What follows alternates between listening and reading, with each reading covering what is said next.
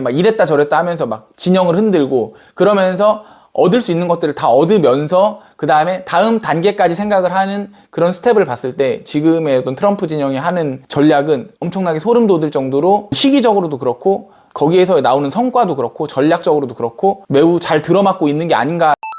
오늘 아침에 미국하고 이란이 2주간의 휴전을 합의했다고 뉴스가 나왔습니다. 그리고 이제 코스피가 급등을 했고 다른 비트코인이라든지 아니면은 미국 증시도 매우 좋을 것으로 예상이 돼요. 그래서 오늘 합의의 의미와 앞으로 어떻게 될 것인지에 대해서 이야기를 해보려고 영상을 켰습니다. 자, 일단 미국하고 이란이 합의하는 데 있어서 적극적인 중재자로 나선 게 파키스탄이라고 해요. 파키스탄이라고 하면은 아마 대부분은 잘 모르실 거고, 그런데 아주 올바른 어떤 뉴스 수요자의 관점에서 이런 뉴스가 나왔고 여기에 대해서 파키스탄이 주요하게 중재 역할을 하였다라는 기사가 나왔으면 파키스탄은 도대체 무슨 나라야? 파키스탄이 도대체 뭔데 그렇게 주요한 역할을 할 수가 있어? 이런 물음이 당연히 머릿속에 떠올라야 돼요. 그래서 파키스탄에 대해서 이야기를 해보려고 하는데, 파키스탄은 면적이 한반도, 그러니까 남한 말고 한반도 전체의 4배 정도 되는 나라고 인구가 무려 2억 4천만 명이래요. 그래서 세계 5위의 인구 규모를 가지고 있다고 하고, 그리고 또 군사력이 거의 세계 10위권 안에 들어가고 핵무기를 가지고 있는 나라라고 합니다. 그래서 핵탄두를 170여 기 정도 보유하고 있다고 해요. 반면에 국민 1인당 GDP는 1,600달러 정도로 미얀마나 아니면은 문제가 됐었던 캄보디아 있잖아요. 그 정도 수준이고 지금 국민들의 생활은 매우 어렵다고 해요. 그런데 어쨌든 그러니까 잘 모르는 나라가 어떻게 미국과 이란의 전쟁에서 왜 그렇게 파키스탄이 중요한 역할을 할 수가 있었냐? 그것은 파키스탄이 가지고 있는 지리적인 특수성하고 핵무장을 하고 있다는 특성, 뭐 이런 것들에 의한 것인데, 파키스탄 같은 경우는 지금 중국하고 엄청나게 가까운 사이예요. 그래서 중국의 1대1로의 어떤 관문이 되는 나라이고, 그래서 중국에서 파키스탄 쪽에 이제 항구를 만들어주고 도로도 깔아주면서 미국에서 통제하고 있는 말라카 해협이 아닌 파키스탄 쪽으로 해서 이제 에너지 루트를 이제 뚫으려고 하고 있고, 그게 지금 되어가고 있는 상황이기 때문에 전략적으로도 그렇고 군사적으로도 그렇고 엄청나게 가까운 사이입니다. 그런데 트럼프 정부에 들어서서 또 파키스탄은 미국하고도 친하게 지내고 있어요. 이런 아주 특수한 관계죠. 그러면은 우리가 그런 의문이 들 수 있어요. 아니, 미국하고 중국하고 지금 원수지간인데 어떻게 중국하고도 친하고 미국하고도 친할 수가 있냐. 미국의 입장에서는 그 파키스탄이 핵무기를 가지고 있고 군사력도 엄청나게 강대한데 여기에서 완전히 중국 쪽으로 돌아서 버리면은 미국이 가지고 있는 중동 패권에 대해서 엄청난 위협이 될 수가 있겠죠. 그 중동 지역에 있는 모든 국가들이 안보적인 위협을 느낄 테고 미국이 그걸 통제하는 데 있어서 엄청나게 많은 힘이 들 겁니다. 그렇기 때문에 파키스탄을 어떻게 할 수가 없는 부분이 있고, 또 중국의 입장에서도 만약에 파키스탄조차도 미국 쪽으로 돌아서 버리면은, 물론 지금 이제 경제적으로 워낙 밀접하기 때문에 그렇게 하기가 쉽지가 않은 상황이지만, 그렇게 이제 척을 저어 버리게 되면은 또 엄청난 발밑에 위협을 가지게 되는 상황이 되는 거죠. 그래서 그런 어떤 이중적인 관계가 가능한 거고, 또 파키스탄은 또 이란하고도 친해요. 그러니까 미국하고도 친하고 중국하고도 친하고 이란하고도 친한 아주 특이한 나라인 겁니다. 원래 파키스탄이 과거에는 무굴 제국이라고 해서 인도하고 하나의 나라였는데 19세기, 20세기에 영국에서 식민 통치를 하면서 너무 통치가 어렵다고 해서 그 종교적으로 힌두교도하고 이슬람교도를 분리를 시켜요. 그러면서 나라가 두 개로 쪼개지게 됐는데, 쪼개지는 상황에서 이슬람교도도 이제 파키스탄 쪽으로 이동을 하고 힌두교도도 인도 쪽으로 이동을 하는 과정에서 엄청나게 많이 사람이 죽었다고 해요. 한 200만 명 정도가 죽었고, 그로 인해서 파키스탄과 인도와의 관계가 엄청나게 철천지 원수가 되었고, 그 가운데 이제 그 카슈미르라고 해서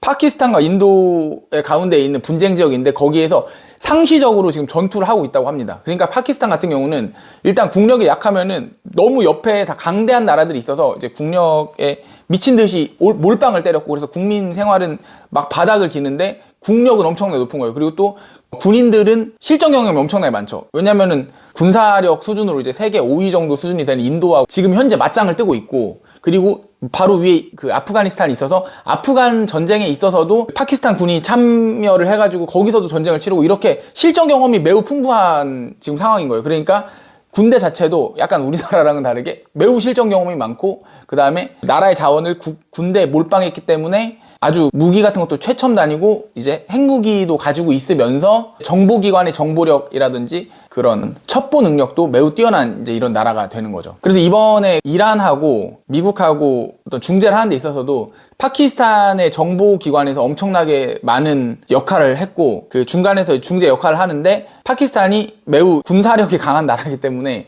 미국한테는 야, 너 적당히 그냥 합의 안 하면은 우리 모르겠어. 그냥 우리 이란 편 들어가지고 너네 조금 힘들어질 거야. 이런 식으로 이제 할 수가 있고 또 이란한테는 야, 너네가 만약에 적당히 안 하고 끝까지 가겠다고 하면 우리는 이제 미국 편에 들어가지고 너네 그냥 조져버리겠다. 이런 식으로 이제 해버리면은 그걸 할 수가 있는 나라라는 거죠. 그래서 파키스탄은 중재 역할을 할 수가 있었던 것이죠. 그런데 이게 파키스탄이 이게 지금 국가의 운영을 잘하는 걸까요? 라고 생각을 해보면 국가의 운영을 잘한다고 볼 수는 없습니다.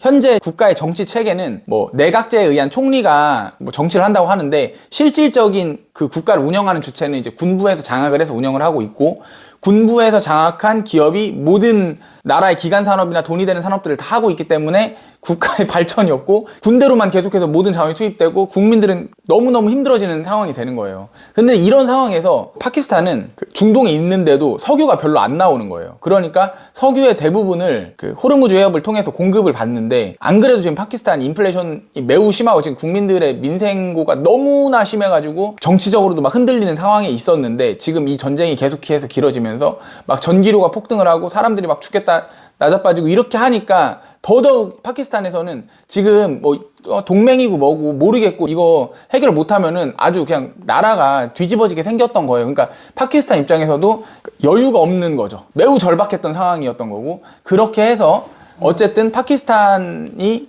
이 중재를 성공을 시켰죠. 그렇게 봐야 될 것 같아요. 그러면 앞으로 어떻게 될 것이냐. 지금 합의안이 나오고 나서 이제 중동의 국가들, 이스라엘도 그렇고 사우디도 그렇고 여러 중동의 국가들이 일단 그거에 대해서 동의를 했습니다. 뭐 물론 바레인에 대해서는 이스라엘에서 좀 여지를 남겼지만 그런 동의를 했다는 것은 제가 봤을 때는 그 핵무기, 이란에서 가지고 있는 핵무기에 대해서는 완전한 합의가 지금 성사가 됐다고 생각이 듭니다. 그래서 이란은 종국적으로 핵무기를 갖지 못하게 될 것이고 그렇지 않았으면 다른 중동 국가에서 그거에 대해서 이제 동의를 하지 않았겠죠. 바로 머리 위에 핵무기를 둔 그 어떻게 할지 모르는 그런 국가가 있는 거에 대해서 동의를 할 수 있는 국가는 별로 없죠. 물론 우리나라는 이제 바로 위에 핵무기를 두고 있죠, 참고로. 근데 이제 미국은 그것이 있잖아요. 어떤 국가가, 파키스탄도 마찬가지예요. 인도도 마찬가지고 다 마찬가지인데 어떤 국가가 핵무기를 갖게끔 하면은 그 국가를 통제하기가 엄청나게 어려워지는 겁니다. 컨트롤하기가. 그러니까 파키스탄에서 그렇게 막 중국하고 차관을 얻고 사회 인프라를 깔고 중국한테 막 빚을 지고 하더라도 미국에서 어떻게 건들 수가 없잖아요. 북한도 마찬가지고. 그러니까 너무 골치 아파지니까 이 핵무기에 대해서는 진짜 원천 차단해야겠다. 특히 이란 같이 그 종교와 정치가 아주 밀접한 그런 나라 같은 경우는 갑자기 무슨 미친 짓을 할지 모르는 거예요. 그러니까 그 핵무기에 대해서는 엄청나게 중요한 문제였던 거고 적어도 그 핵무기에 대해서는 완전한 합의가 이루어진 것으로 보여요. 그리고 이제 나머지 호르무즈 해협이라든지 원유 생산이라든지 이런 부분은 사실 미국의 입장에서는 핵무기만큼 중요하진 않은 문제인 거죠. 왜냐면 미국 내에서도 지금 석유가 많이 나오고 있으니까요. 또 한편으로 지금 5월 달에 그 중국하고 협상을 진행하겠다, 정상회담을 하겠다, 뭐 이런 이야기들이 나오고 있잖아요. 그렇게 5월이 됐든 6월이 됐든 어떤 중국과의 영혼의 한타를 위한 힘을 내가 모으고 있다라는 것을 보여줄 수가 있는 거죠. 그러니까 이란에 대해서 가장 중요한 그 핵무기에 대해서 완전히 억제를 해놓고 그 다음에 어느 정도 합의를 이뤘고 그 합의에 대해서는 일단은 중국을 지원하지 않겠다라든지 중국과 좀 멀리 하겠다라는 내용이 분명히 들어갈 거란 말이죠. 그리고 파키스탄에서도 경제적으로 너무 극단적인 상황이었기 때문에 그 중재를 하는 데 있어서 어떤 미국의 입장이 상당히 많이 반영이 됐을 거고 그 미국의 입장 중에 하나가 중국을 너무 지원하지 않겠다 뭐 이런 부분들이 들어갔을 거고 그러면은 이제 중국과 회담을 하는 데 있어서 미국은 진짜 온 힘을 다해서 진심펀치로 중국을 갈길 수 있는 그 태세를 갖출 수가 있게 되는 거겠죠. 그리고 중국한테 물어보는 거지. 너 이거 나 진짜 진심으로 날릴 건데 너 맞아 볼래? 아니면은 어떡할래? 그럼 중국은 선택지가 두 개일 겁니다. 이 꽉 물고 이거를 한번 맞고서 나도 한 대 때릴 생각을 하던지 아니면은 그러니까 꼬리를 내릴 수도 있겠죠. 그런데 미국에서 일단은 전 세계 국가들한테 한번 경험시켜줬잖아요. 야, 우리가 호르무즈 해협 통제 안 하고 이란을 이렇게 하니까 너네 어떻게 되는지 봤지? 지금 전 세계 경제 무너지는 거 봤지? 야, 중국 너도 어려워지는 거 봤지? 너 경험했지? 이런 거 지금 경험 한번 시켜줬고 한 번씩 의학을 다 줬단 말이에요. 한국이든 일본이든 야, 너네 호르무즈 파병 안 했어? 이렇게 하면 한 번씩 의학을 다 줬고 일단 한번 그 다른 나라들에서 정리를 한번 싹 했고 그 다음에 이제 5월 달에 중국과 회담을 하는 데 있어서 진심 펀치로 날릴 건데 너 어떻게 할래? 받을래? 아니면은 꼬리 내릴래? 라고 했을 때 중국에서 진짜로 그거를 맞받아 치기가 정말 어려운 상황이 될 것 같거든요. 왜냐면은 뭐를 위해서 그렇게 하겠습니까? 중국에서 지금 안 그래도 지금 중국 경제가 매우 어렵고 지금 시진핑의 정치적인 위신이 많이 떨어져 있는 상태라고 하는데, 그러면은 이제 미국이 그 협상에 있어서 상당히 더 좋은 포지션을 가지고 가는 거고, 그렇게 됐을 때 11월 달에 미국에 중간 선거가 있잖아요. 지금은 트럼프 지지율이 엄청 낮고 뭐 어쩌고 저쩌고 뭐 얘기하는데, 어쨌든 선거 때가 중요한 거잖아요. 근데 선거 때가 됐을 때 중국을 잡고 그 다음에 이란의 핵도 억제를 시켰고, 그 다음에 그렇게 돼서 이제 질서가 좀 안정이 되면은 인플레이션도 좀 잡힐 때고, 당연히 주식이라든지 비트코인이라든지 이런 자산 가격은 폭등을 하겠죠. 그렇게 됐을 때 이제 공화당이 다시 한번 집권을 해서 한 번 더 갈 수 있는 이런 시나리오가 아닌가. 이것이 트럼프 진영에서 생각하고 있는 방향성인 것 같고, 트럼프 진영은 지금 어떤 미국에서 어떤 내로를 하는 그런 천재들이 다 운영을 하고 있기 때문에 이런 댓글을 봤어요. 파키스탄 총리 너무 수고했다. 트럼프 칼춤에 노란하지 않고 거기서 중재하냐고 너무 욕받다. 뭐 이런 댓글을 봤는데, 지금 파키스탄 상황을 생각하면은 절대로 그럴 수 있는 상황이 아니고, 파키스탄은 정말 그렇게 치켜세울 만한 나라는 일단 아니라고 저는 보이고요. 그리고 미국이 뭐 트럼프가 어쩌고 저쩌고 이런 얘기들을 많이 하는데 어떻게 되는지는 두고 보면 알겠죠.